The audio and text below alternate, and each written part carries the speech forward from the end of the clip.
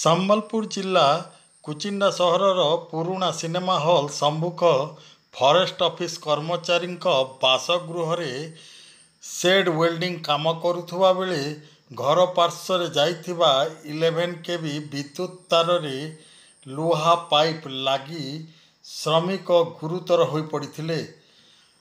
ଗୁରୁତର ଅବସ୍ଥାରେ ତାଙ୍କୁ ଉପଖଣ୍ଡ ସ୍ତରୀୟ ଡାକ୍ତରଖାନାକୁ ନିଆଯାଇଥିବା ବେଳେ ସେଠାରେ ଡାକ୍ତର ତାଙ୍କୁ ମୃତ ଘୋଷଣା କରିଥିଲେ। ମୃତ ଶ୍ରମିକ ଜଣକ ବନ୍ଦକାନି ଗାଁର 35 ବର୍ଷୀୟ ଯୁବକ ସମୀର ଦର୍କା ବୋଲି ଜଣାପଡ଼ିଛି।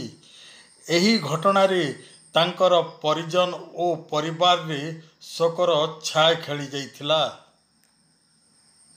କୁଚିଣ୍ଡା ଖବରକୁ ଲାଇକ୍ ଓ ସବସ୍କ୍ରାଇବ୍ କରନ୍ତୁ।